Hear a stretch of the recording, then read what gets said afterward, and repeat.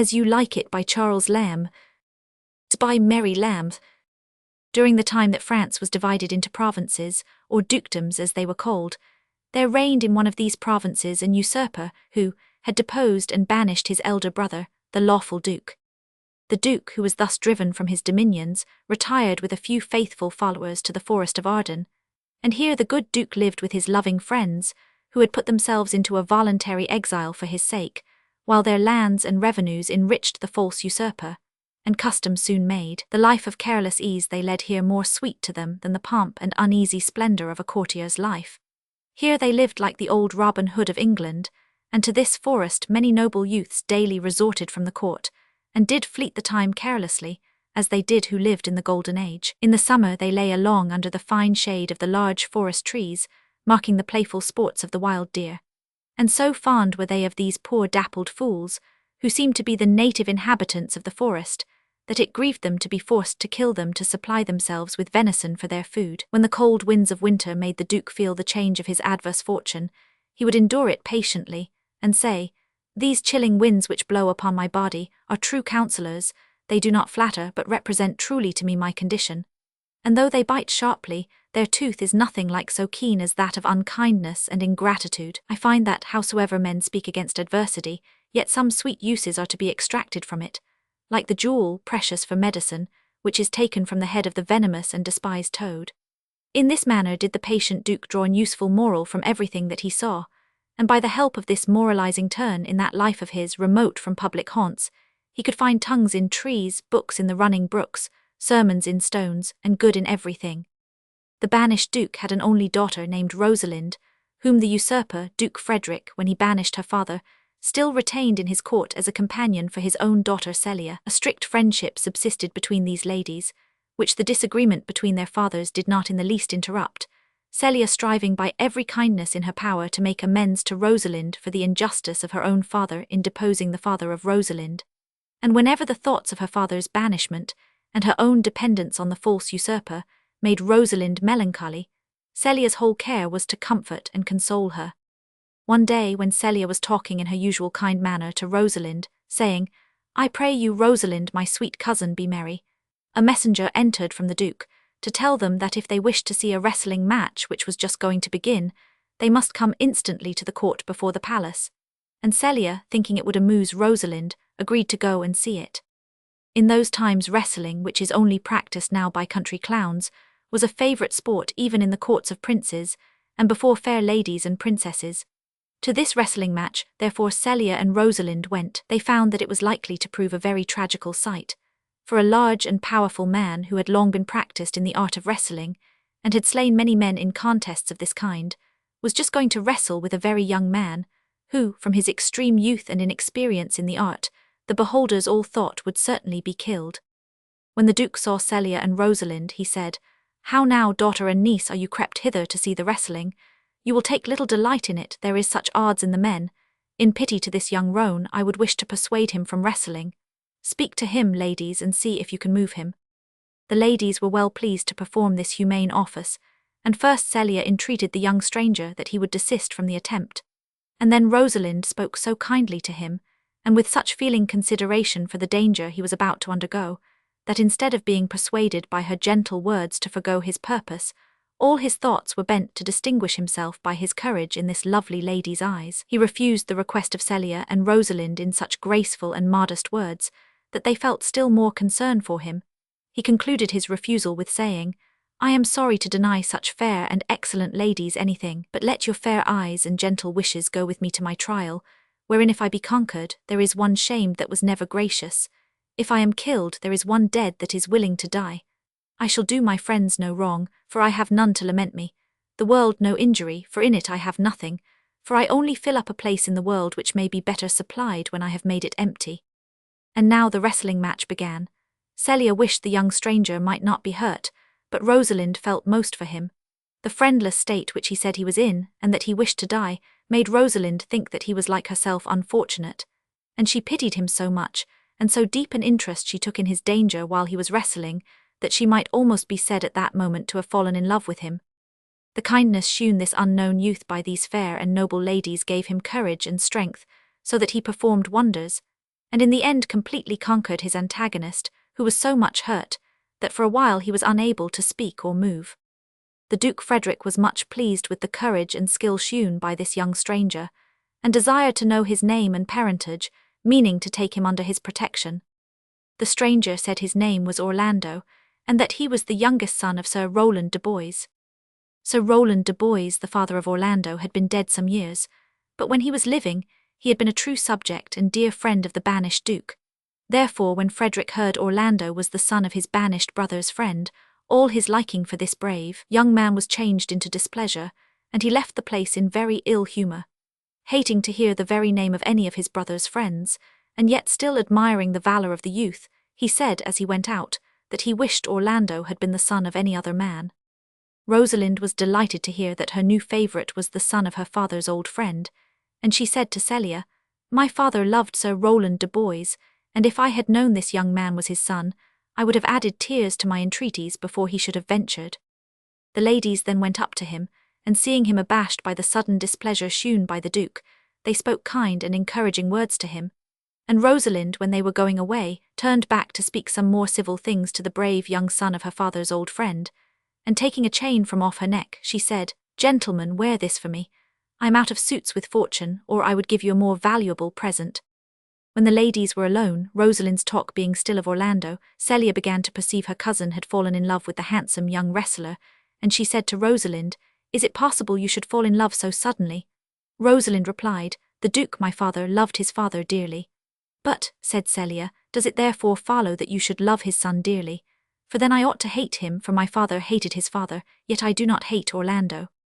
Frederick, being enraged at the sight of Sir Rowland de Boys' son, which reminded him of the many friends the banished Duke had among the nobility, and having been for some time displeased with his niece, because the people praised her for her virtues, and pitied her for her good father's sake, his malice suddenly broke out against her, and while Celia and Rosalind were talking of Orlando, Frederick entered the room, and with looks full of anger ordered Rosalind instantly to leave the palace and follow her father into banishment, telling Celia, who in vain pleaded for her, that he had only suffered Rosalind to stay upon her account. "I did not then," said Celia, "entreat you to let her stay, for I was too young at that time to value her,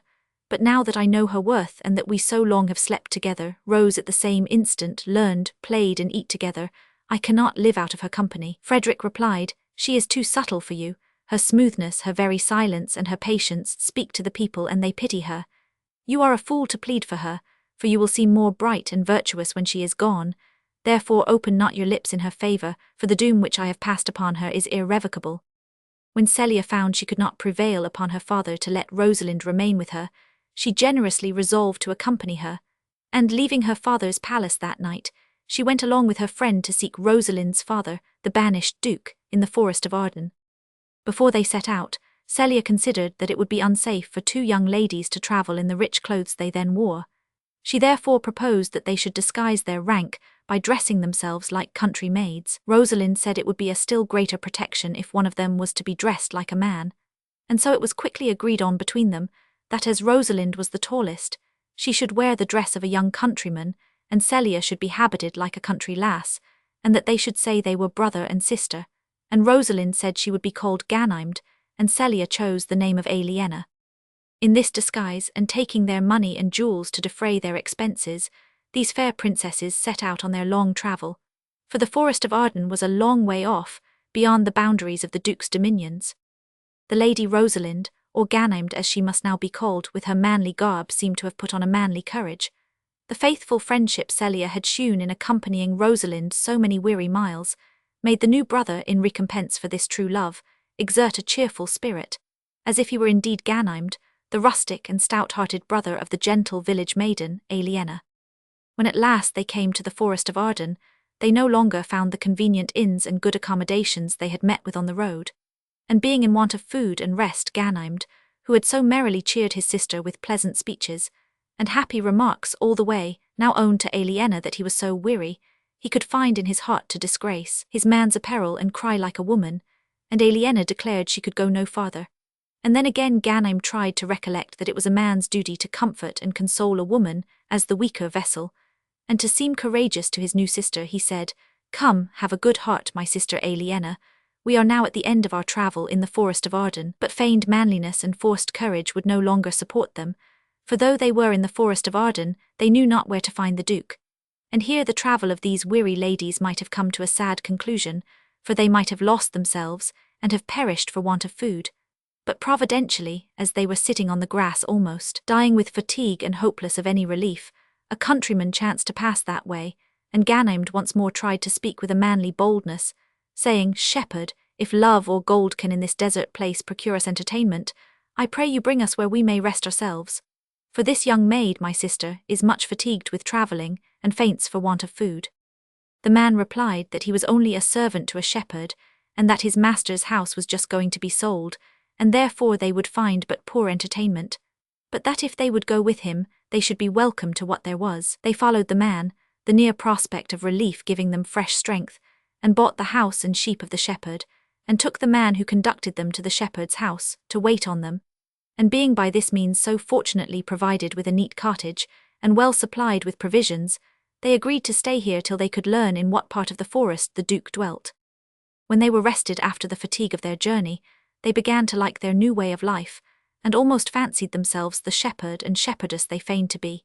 Yet sometimes Ganymede remembered he had once been the same Lady Rosalind who had so dearly loved the brave Orlando, because he was the son of old Sir Rowland, her father's friend,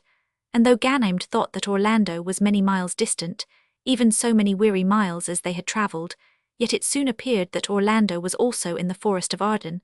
and in this manner this strange event came to pass. Orlando was the youngest son of Sir Rowland de Boys, who when he died left him, Orlando being then very young, to the care of his eldest brother Oliver, charging Oliver on his blessing to give his brother a good education, and provide for him as became the dignity of their ancient house.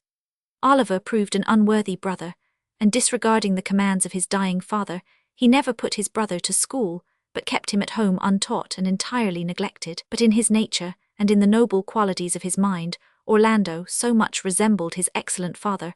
that without any advantages of education, he seemed like a youth who had been bred with the utmost care. And Oliver so envied the fine person and dignified manners of his untutored brother, that at last he wished to destroy him, and to effect this he set on people to persuade him to wrestle with the famous wrestler, who, as has been before related, had killed so many men. Now it was this cruel brother's neglect of him which made Orlando say he wished to die, being so friendless.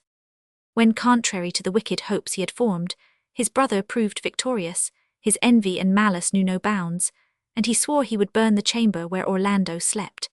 He was overheard making this vow by one that had been an old and faithful servant to their father, and that loved Orlando because he resembled Sir Rowland. This old man went out to meet him when he returned from the Duke's palace, and when he saw Orlando, the peril his dear young master was in made him break out into these passionate exclamations. "O my gentle master, my sweet master, O you memory of old Sir Rowland, why are you virtuous? Why are you gentle, strong, and valiant? And why would you be so fond to overcome the famous wrestler? Your praise is come too swiftly home before you." Orlando, wondering what all this meant, asked him what was the matter, and then the old man told him how his wicked brother, envying the love all people bore him, and now hearing the fame he had gained by his victory in the Duke's palace, intended to destroy him by setting fire to his chamber that night, and in conclusion advised him to escape the danger he was in by instant flight, and knowing Orlando had no money, Adam, for that was the good old man's name, had brought out with him his own little hoard, and he said, "I have 500 crowns, the thrifty hire I saved under your father, and laid by to be provision for me when my old limbs should become unfit for service. Take that, and he that doth the ravens feed be comfort to my age. Here is the gold, all this I give to you. Let me be your servant, though I look old I will do the service of a younger man in all your business and necessities."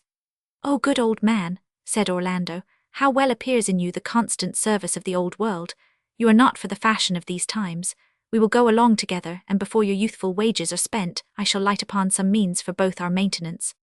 Together then this faithful servant and his loved master set out, and Orlando and Adam travelled on, uncertain what course to pursue, till they came to the Forest of Arden, and there they found themselves in the same distress for want of food that Ganymede and Aliena had been. They wandered on, seeking some human habitation, till they were almost spent with hunger and fatigue. Adam at last said, "O my dear master, I die for want of food, I can go no farther." He then laid himself down, thinking to make that place his grave, and bade his dear master farewell. Orlando, seeing him in this weak state, took his old servant up in his arms and carried him under the shelter of some pleasant trees, and he said to him, "Cheerly, old Adam, rest your weary limbs here a while, and do not talk of dying."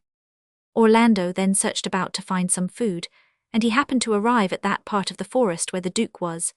and he and his friends were just going to eat their dinner, this royal Duke being seated on the grass, under no other canopy than the shady covert of some large trees. Orlando, whom hunger had made desperate, drew his sword, intending to take their meat by force, and said, "Forbear and eat no more. I must have your food." The Duke asked him if distress had made him so bold, or if he were a rude despiser of good manners. On this Orlando said he was dying with hunger, and then the Duke told him he was welcome to sit down and eat with them. Orlando, hearing him speak so gently, put up his sword, and blushed with shame at the rude manner in which he had demanded their food. "Pardon me, I pray you," said he. "I thought that all things had been savage here, and therefore I put on the countenance of stern command. But whatever men you are that in this desert, under the shade of melancholy boughs, lose and neglect the creeping hours of time, if ever you have looked on better days, if ever you have been where bells have knolled to church, if you have ever sate at any good man's feast, if ever from your eyelids you have wiped a tear, and know what it is to pity or be pitied, may gentle speeches now move you to do me human courtesy." The Duke replied, "True it is that we are men, as you say, who have seen better days, and though we have now our habitation in this wild forest, we have lived in towns and cities, and have with holy bell been knolled to church, have sate at good men's feasts, and from our eyes have wiped the drops which sacred pity has engendered. Therefore sit you down, and take of our refreshment as much as will minister to your wants." "There is an old poor man," answered Orlando, "who has limped after me many a weary step in pure love, oppressed at once with two sad infirmities, age and hunger. Till he be satisfied, I must not touch a bit." "Go find him out and bring him hither," said the Duke. "We will forbear to eat till you return." Then Orlando went like a doe to find its fawn and give it food, and presently returned bringing Adam in his arms, and the Duke said, "Set down your venerable burthen, you are both welcome." And they fed the old man and cheered his heart, and he revived and recovered his health and strength again. The Duke enquired who Orlando was, and when he found that he was the son of his old friend, Sir Rowland de Boys, he took him under his protection, and Orlando and his old servant lived with the Duke in the forest. Orlando had not been in the forest many days before Ganymede and Aliena arrived there, and, as has been before related, bought the shepherd's cottage. Ganymede and Aliena were strangely surprised to find the name of Rosalind carved on the trees, and love sonnets fastened to them, all addressed to Rosalind. And while they were wondering how this could be, they met Orlando, and they perceived the chain which Rosalind had given him about his neck. Orlando little thought that Ganymede was the fair Princess Rosalind, who by her noble condescension and favour had so won his heart, that he passed his whole time in carving her name upon the trees, and writing sonnets in praise of her beauty. But being much pleased with the graceful air of this pretty shepherd youth, he entered into conversation with him, and he thought he saw a likeness in Ganymede to his beloved Rosalind, but that he had none of the dignified deportment of that noble lady, for Ganymede assumed the forward manners often seen in youths when they are between boys and men, and with much archness and humour talked to Orlando of a certain lover, who, said he, haunts our forest and spoils our young trees with carving Rosalind upon their barks, and he hangs odes upon hawthorns, and elegies on brambles, all praising this same Rosalind. If I could find this lover, I would give him some good counsel that would soon cure him of his love. Orlando confessed that he was the fond lover of whom he spoke, and asked Ganymede to give him the good counsel he talked of. The remedy Ganymede proposed, and the counsel he gave him, was that Orlando should come every day to the cottage where he and his sister Aliena dwelt. "And then," said Ganymede, "I will feign myself to be Rosalind, and you shall feign to court me in the same manner as you would do if I was Rosalind, and then I will imitate the fantastic ways of whimsical ladies to their lovers, till I make you ashamed of your love.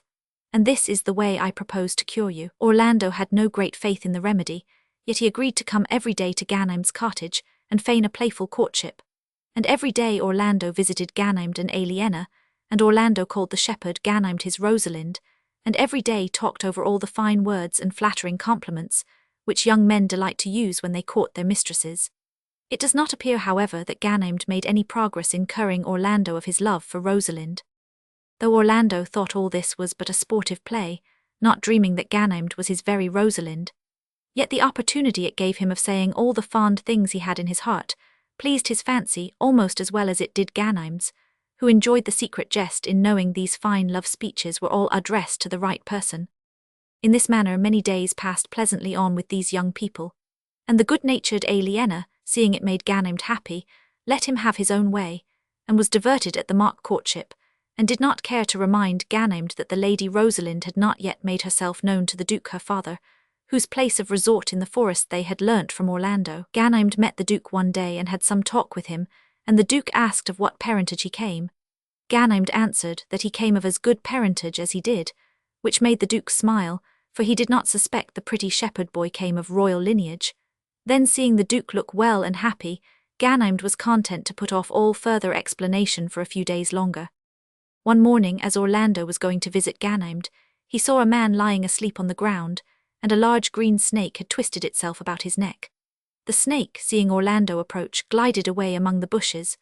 Orlando went nearer, and then he discovered a lioness lie couching, with her head on the ground, with a cat-like watch, waiting till the sleeping man awaked, for it is said that lions will prey on nothing that is dead or sleeping. It seemed as if Orlando was sent by Providence to free the man from the danger of the snake and the lioness,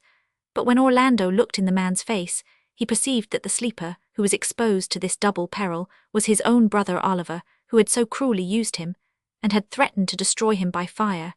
and he was almost tempted to leave him a prey to the hungry lioness, but brotherly affection and the gentleness of his nature soon overcame his first anger against his brother, and he drew his sword and attacked the lioness and slew her, and thus preserved his brother's life both from the venomous snake and from the furious lioness. But before Orlando could conquer the lioness, she had torn one of his arms with her sharp claws. While Orlando was engaged with the lioness, Oliver awaked, and perceiving that his brother Orlando, whom he had so cruelly treated, was saving him from the fury of a wild beast at the risk of his own life, shame and remorse at once seized him, and he repented of his unworthy conduct, and besought with many tears his brother's pardon for the injuries he had done him. Orlando rejoiced to see him so penitent, and readily forgave him. They embraced each other, and from that hour Oliver loved Orlando with a true brotherly affection, though he had come to the forest bent on his destruction. The wound in Orlando's arm having bled very much, he found himself too weak to go to visit Ganymede, and therefore he desired his brother to go and tell Ganymede, whom, said Orlando, I in sport do call my Rosalind, the accident which had befallen him. Thither then Oliver went, and told to Ganymede and Aliena how Orlando had saved his life, and when he had finished the story of Orlando's bravery and his own providential escape, he owned to them that he was Orlando's brother, who had so cruelly used him, and then he told them of their reconciliation. The sincere sorrow that Oliver expressed for his offences made such a lively impression on the kind heart of Aliena that she instantly fell in love with him, and Oliver, observing how much she pitied the distress he told her he felt for his fault, he as suddenly fell in love with her. But while love was thus stealing into the hearts of Aliena and Oliver, he was no less busy with Ganymede, who, hearing of the danger Orlando had been in, and that he was wounded by the lioness, fainted, and when he recovered, he pretended that he had counterfeited the swoon in the imaginary character of Rosalind, and Ganymede said to Oliver, Tell your brother Orlando how well I counterfeited a swoon. But Oliver saw by the paleness of his complexion that he did really faint, and much wondering at the weakness of the young man, he said, Well, if you did counterfeit, take a good heart and counterfeit to be a man. So I do, replied Ganymede truly, but I should have been a woman by right. Oliver made this visit a very long one, and when at last he returned back to his brother, he had much news to tell him,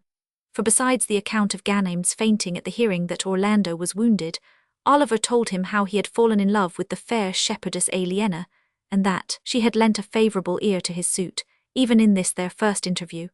And he talked to his brother as of a thing almost settled that he should marry Aliena, saying that he so well loved her that he would live here as a shepherd, and settle his estate and house at home upon Orlando.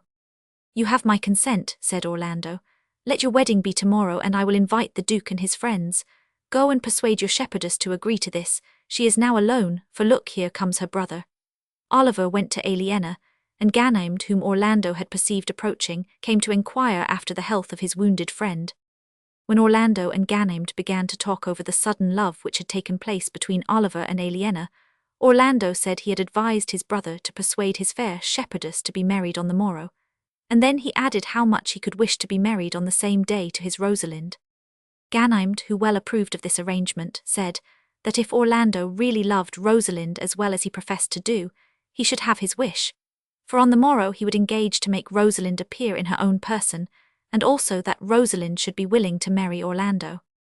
This seemingly wonderful event, which, as Ganymede was the Lady Rosalind, he could so easily perform, he pretended he would bring to pass by the aid of magic, which he said he had learnt of an uncle who was a famous magician.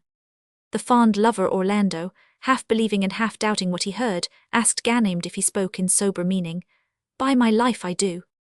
said Ganymede. "Therefore put on your best clothes and bid the Duke and your friends to your wedding, for if you desire to be married tomorrow to Rosalind, she shall be here." The next morning, Oliver having obtained the consent of Aliena, they came into the presence of the Duke, and with them also came Orlando. They being all assembled to celebrate this double marriage, and as yet only one of the brides appearing, there was much of wondering and conjecture, but they mostly thought that Ganymede was making a jest of Orlando. The Duke, hearing that it was his own daughter that was to be brought in this strange way, asked Orlando if he believed the shepherd boy could really do what he had promised, and while Orlando was answering that he knew not what to think, Ganymede entered and asked the Duke if he brought his daughter whether he would consent to her marriage with Orlando. "That I would," said the Duke, "if I had kingdoms to give with her." Ganymede then said to Orlando, "And you say you will marry her if I bring her here?" "That I would," said Orlando, "if I were king of many kingdoms." Ganymede and Aliena then went out together, and Ganymede, throwing off his male attire, and being once more dressed in woman's apparel, quickly became Rosalind without the power of magic, and Aliena, changing her country garb for her own rich clothes, was with as little trouble transformed into the Lady Celia. While they were gone, the Duke said to Orlando that he thought the shepherd Ganymede very like his daughter Rosalind, and Orlando said he also had observed the resemblance. They had no time to wonder how all this would end, for Rosalind and Celia in their own clothes entered, and no longer pretending that it was by the power of magic that she came there, Rosalind threw herself on her knees before her father and begged his blessing. It seemed so wonderful to all present that she should so suddenly appear, that it might well have passed for magic. But Rosalind would no longer trifle with her father, and told him the story of her banishment, and of her dwelling in the forest as a shepherd boy, her cousin Celia passing as her sister. The Duke ratified the consent he had already given to the marriage, and Orlando and Rosalind, Oliver and Celia, were married at the same time, and though their wedding could not be celebrated in this wild forest with any of the parade or splendor usual on such occasions, yet a happier wedding day was never passed. And while they were eating their venison under the cool shade of the pleasant trees, as if nothing should be wanting to complete the felicity of this good Duke and the true lovers, an unexpected messenger arrived to tell the Duke the joyful news that his dukedom was restored to him. The usurper, enraged at the flight of his daughter Celia, and hearing that everyday men of great worth resorted to the Forest of Arden to join the lawful Duke in his exile, much envying that his brother should be so highly respected in his adversity, put himself at the head of a large force and advanced towards the forest, intending to seize his brother and put him with all his faithful followers to the sword. But by a wonderful interposition of Providence, this bad brother was converted from his evil intention, for just as he entered the skirts of the wild forest he was met by an old religious man, a hermit, with whom he had much talk, and who in the end completely turned his heart from his wicked design. Thenceforward he became a true penitent, and resolved, relinquishing his unjust dominion, to spend the remainder of his days in a religious house. The first act of his newly conceived penitence was to send a messenger to his brother, as has been related, to offer to restore to him his dukedom, which he had usurped so long, and with it the lands and revenues of his friends, the faithful followers of his adversity. This joyful news, as unexpected as it was welcome, came opportunely to heighten the festivity and rejoicings at the wedding of the princesses. Celia complimented her cousin on this good fortune which had happened to the Duke, Rosalind's father, and wished her joy very sincerely, though she herself was no longer heir to the dukedom. But by this restoration which her father had made, Rosalind was now the heir. So completely was the love of these two cousins unmixed with anything of jealousy or envy. The Duke had now an opportunity of rewarding those true friends who had stayed with him in his banishment, and these worthy followers, though they had patiently shared his adverse fortune, were very well pleased to return in peace and prosperity to the palace of their lawful Duke.